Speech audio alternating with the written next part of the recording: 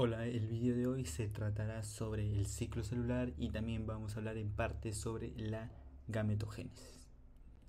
Bueno, estos serán los puntos a topar durante todo este vídeo. Vamos a hablar sobre el ciclo celular, ¿no? De la interfase y también de la división celular, eh, en parte de la mitosis y la meiosis, y como estaba mencionando, la gametogénesis, ¿no?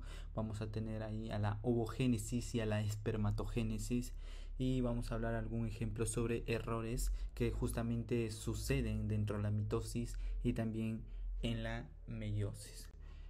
Entonces justamente el ciclo de una célula es análogo al de un ser vivo. Justamente nace mediante la división de una célula progenitora, crece y justamente esta se reproduce, ¿no? Un ciclo celular justamente está compuesto de hecho por 4 periodos, y una de ellas vendría a ser la de inicio, la fase G1.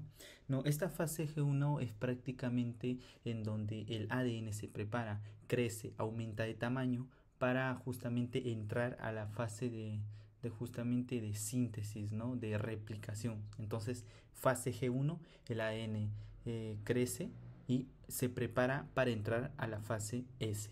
Entonces, pero antes de nombrar a la fase S, tenemos una fase G0, que de hecho es una fase muy importante y también muy curiosa por el simple hecho de que es una fase por la cual no va a existir replicación. Digamos que aquella célula que entra ahí no se replica, ya no va a existir síntesis. Entonces, un claro ejemplo y un dato muy importante, por ejemplo, vendría a ser los hepatocitos. Los hepatocitos de hecho entran a la fase G0, pero ¿qué sucede?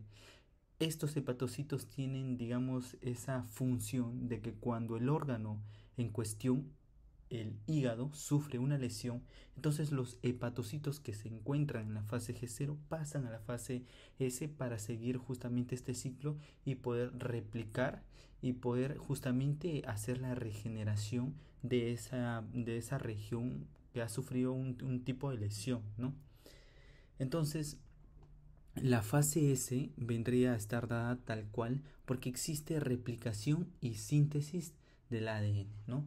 Acá justamente se recupera, digamos, a lo que conocemos las dos cromátidas hermanas que vendrían a formar a un cromosoma. Y algo muy importante de seguir a la fase G2 es que justamente encontramos algo muy importante, que son los puntos de control. El primer punto de control está entre la fase G1 y la fase S. Estos puntos de controles de hecho son muy importantes porque es la función de la cual justamente las células, bueno, de hecho el ADN que se encuentra dañado o tiene algún tipo de error, en estos puntos de controles justamente o bien se reparan o simplemente hacen apoptosis. En el caso de que justamente se repara y todo esto, pasamos a la fase S a hacer toda la replicación. Entonces, luego la fase G2, que prácticamente también es el crecimiento, ¿no? De tamaño. Y también tenemos el segundo punto de control que está entre la fase G2 y la fase M, y la mitosis. La mitosis, de hecho, es muy importante y consta justamente que a partir de una célula progenitora diploide nos va a generar justamente hijas diploides independientes. Estas no van a ser iguales, justamente van a ser iguales entre sí porque tienen un contenido diploide, a comparación de la meiosis, que a partir de una célula progenitora diploide nos va a dar células hijas haploides, y justamente estas no van a ser iguales entre sí, ¿no? En cuanto a contenido genético. Y acá, por ejemplo, tenemos las fases del ciclo celular versus el contenido de la N. Como estaba mencionando, en la fase S va a comenzar la síntesis de la replicación, y la síntesis de replicación de la N, ¿no? En la fase G2 bueno, de hecho no va a existir ya replicación. Todo lo que se ha hecho en la fase S se va a mantener, ¿no? En la fase G2 en cuanto a contenido de AN. Pero algo muy importante también es tomar en cuenta el tiempo que justamente consta el ciclo celular. Por ejemplo, la fase G1 consta de 10 a 12 horas, la fase S es de 6 a 8 horas y la fase G2 es de 2 a 4 horas. Y la fase de la mitosis es una de las fases más cortas, de hecho consta de 1 a 2 horas. Entonces, también muy importante de seguir con este video es sobre tener en cuenta las partes de la estructura del cromosoma. Bueno, lo primero, ¿qué es un cromosoma? ¿No? Un cromosoma es una estructura nucleoproteica que contiene una molécula de ADN organizado en un empaquetamiento proteico. Entonces, este cromosoma justamente vendría a ser un vehículo primario de herencia que va a contener muchos genes y van a existir en pares llamados homólogos, ¿no? Puede ser justamente número haploide o número diploide. Bueno, acá tenemos las partes más importantes de un cromosoma, como por ejemplo el centrómero, que vendría a ser ese punto de las fibras, bueno, en esta parte es el punto donde se unen las fibras del huso.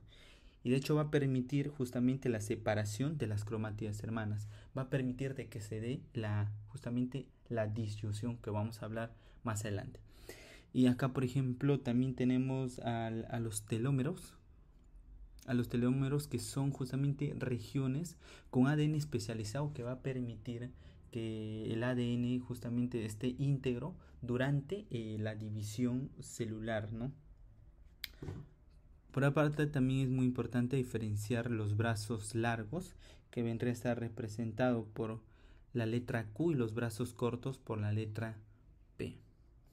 Y por acá tenemos, por ejemplo, el satélite, que prácticamente es producto de una construcción secundaria en el brazo P de los cromosomas acrocéntricos, el 13, el 14, el 15, el 21 y también justamente el 22.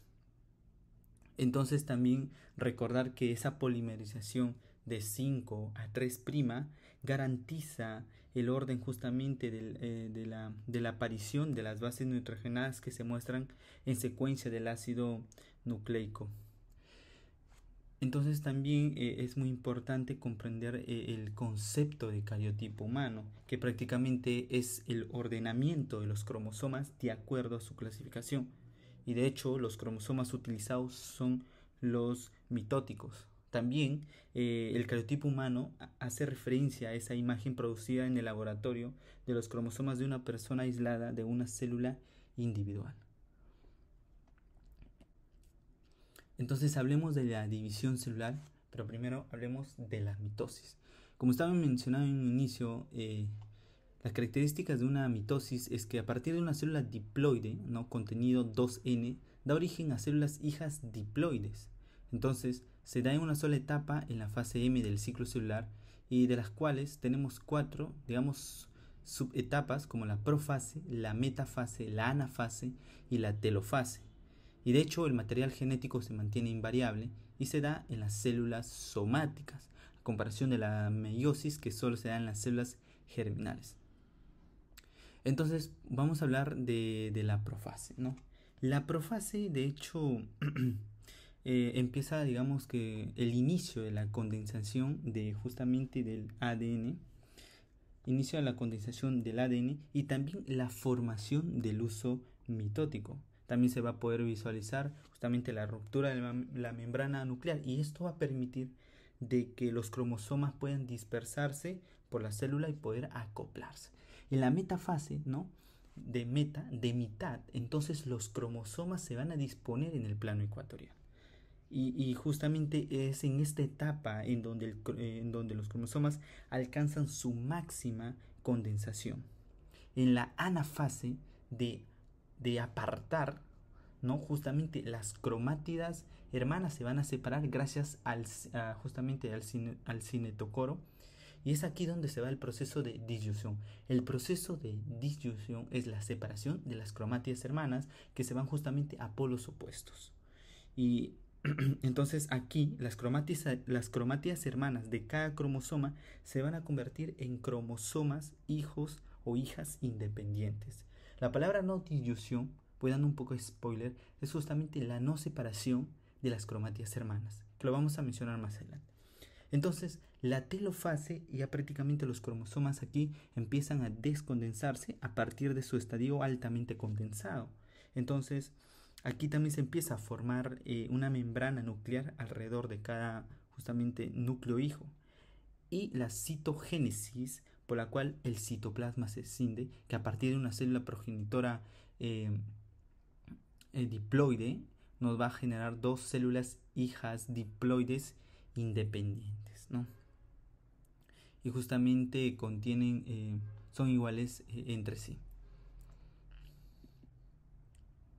Entonces, ahora hablemos sobre la meiosis. De hecho, acá tuve un error, pero acá es meiosis, me van a disculpar. Entonces, la característica de una meiosis vendría a estar a partir de una célula diploide que da origen a células hijas haploides, ¿no? Se da en dos etapas. En la fase M del ciclo celular tenemos justamente la profase 1, la metafase 1, a la anafase 1, telofase 1, profase 2, metafase 2, anafase 2 y telofase 2. Y el material genético va a variar y se da justamente en células germinativas. Entonces, la meiosis 1, también denominada meiosis reduccional, justamente por el simple hecho de que se va a reducir el número de cromosomas diploides, ¿no? A partir de 46 cromosomas se reduce a 23 cromosomas, pero aún así con 46 justamente cromátidas hermanas. Sin embargo, la meiosis ecuacional va a estar dada justamente con 23 cromosomas y 23 cromátidas hermanas, justamente sin que haya replicación de ADN. Justamente es prácticamente también conocida como una mitosis normal. Entonces, la primera fase de la meiosis 1 es la profación. Entonces tengo acá una memotecnia. Los científicos pacientemente discuten descubrimientos. L. Del leptoteno. El evento más importante en la fase del leptoteno es que justamente los cromosomas se vuelven visibles como finos filamentos. En científico cigoteno va a existir justamente donde existe el apareamiento de los cromosomas homólogos. Entonces vamos a visualizar justamente la sinapsis. Empieza la sinapsis. En el paquiteno de pacientemente se va a dar justamente donde los cromosomas se enrollan de una manera mucho más estrecha. Y de hecho aquí la sinapsis está completa y entonces va a existir ese entrecruciamiento al que lo vamos a denominar el crossing over, y va a existir la observación de las tétradas. En discuten diploteno, entonces el crossing over se hace evidente en diversos puntos. Estos puntos por los cuales los dos componentes de cada bivalente empiezan a separarse uno del otro. Y justamente los dos homólogos de cada bivalente solo permanecen unidos en puntos, como mencioné, quiasmas. En la diacinesis, los quiasmas se encuentran en los extremos de los cromosomas.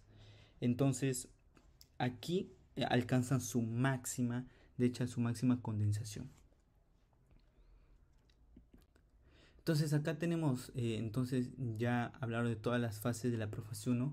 En la metafase 1 es justamente en donde empieza cuando desaparece la membrana nuclear, se ha formado un huso y también los cromosomas se alinean en el plano ecuatorial, justamente con sus centrómeros hacia polos diferentes. En la anafase 1, los dos miembros de cada bivalente se van a separar y con sus respectivos centrómeros, con sus cromátidas hermanas, y justamente van a irse a polos opuestos. Aquí es muy importante hablar de la disyusión, que es la separación de las cromátidas hermanas, pero de hecho existen momentos en los cuales no se da esta separación de las cromátidas hermanas, por las cuales ambas cromátidas hermanas se van al mismo polo. De hecho, normalmente tienen que irse separadas a polos opuestos, pero no sucede acá. Y esto justamente va a producir una falta de la segregación y también producir aneuploidías, ¿no? Que vendrá a ser una alteración en el número de cromosomas. Entonces, en la telofase es prácticamente los dos conjuntos haploides de cromosomas se hallan justamente agrupados en polos opuestos de cada célula. Entonces luego ingresamos a la meiosis 2, en la profase 2, también conocida la meiosis 2 como la mitosis, mitosis normal. Entonces aquí el número de cromosomas ya es haploide. El resultado final justamente van a ser 4 células haploides, cada cada célula con 23 cromosomas y 23 cromátidas hermanas. Justamente debido a ese entrecruzamiento, los cromosomas de los gametos no son idénticos, pero en la mitosis sí son idénticas. Entonces, ahora tenemos que hablar sobre la gametogénesis humana. La gametogénesis humana es ese proceso por el cual se forman los gametos a partir de células germinales.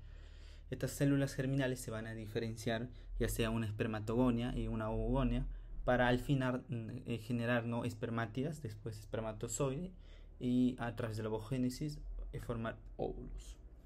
Entonces, la espermatogénesis ocurre en los túbulos seminíferos y esto se lleva a cabo cuando existe una vida sexual activa. Y justamente la activación de las hormonas gonadotrópicas de la adenohipófisis. Y de hecho, aproximadamente a los 13 años de edad y justamente disminuye durante la vejez, ¿no? Su duración es aprox de 60 a 65 días y la producción de gametos es de 4 espermátidas y la producción de justamente gametos en la vida adulta es de 100 a 200 millones por cada eyaculación. Entonces tenemos una célula germinativa que se va a diferenciar en una espermatogonia y a través de una mitosis esta nos va a producir espermatocitos primarios, dos espermatocitos primarios con un contenido diploide. Luego este espermatocito primario se somete a una meiosis 1 y va a producir espermatocitos secundarios ya con contenido haploide, 23 cromosomas y 46 cromátidas hermanas. Pasa a la meiosis 2 y produce 4 espermátidas con 23 cromosomas y 23 cromátidas hermanas, y a través de la histogénesis va a producir 4 espermatozoides. Y sin embargo, en la ovogénesis, acá los óvulos se desarrollan a partir de las ovogonias, que justamente descienden de células germinales primitivas. Entonces, el comienzo es en la vida embrionaria y la duración es de 10 a 50 años. Y la producción de gametos, que justamente es un óvulo y 3 corpúsculos por meiosis. Y la producción de gametos en la vida adulta es un óvulo por ciclo menstrual. Entonces, a través de una célula germinativa que se ha diferenciado en una ovogonia, la ovogonia justamente se somete a un proceso de mitosis por la cual se va a diferenciar en un ovocito primario, aún con contenido diploide, ¿no? Y esta justamente se somete a la meiosis 1. Algo muy importante a comparación de la espermatogénesis, esta va a quedar detenida en la profase 1 hasta llegar a la pubertad, en la cual va a completar la meiosis 1 y esta luego se somete a la meiosis 2, produciendo, una vez la meiosis 1 completada, justamente genera el ovocito secundario y el ovocito secundario se somete a la meiosis 2 y se vuelve a detener, ¿no? Detenida en la metafase 2 y esta va a estar justamente detenida hasta que justamente suceda la fecundación. Una vez suceda la fecundación, la meiosis 2 se completa, justamente vamos a tener un óvulo, ¿no? Que a partir de un ciclo menstrual justamente generamos un óvulo con 23 cromosomas y 23 cromátidas hermanas. Algo muy importante también es hablar sobre los errores de los cromosomas. Por ejemplo, vamos a tener acá una mitosis justamente normal, en cual las cromátidas hermanas se separan a través de los centrómeros, cada una se va a polos opuestos, pero la no disyusión se produce cuando las dos cromátidas hermanas no se alinean, ¿no? Y en la placa de la metafase y ambas se van justamente a un mismo polo. Y esto puede conducir a la falta de segregación cromosómica y la aneuploidía. Y justamente los cromosomas rezagados se pueden observar durante la anafase como cromosomas que justamente se van a quedar atrás en el plano ecuatorial del uso. Y algo también muy interesante es hablar sobre el uso multipolar. Esto se produce cuando las células mitóticas forman más de 2 polos del uso. Justamente van a producir de hecho altas tasas de mala segregación cromosómica y también aneuploidías. Y el uso monopolar, ¿no? 1. Entonces, cuando el polo del uso no se separa y por tanto es incapaz de separar a las cromátidas hermanas. Y de hecho, esto es mucho más grave porque va a resultar ya en la muerte celular o la aneuploidía.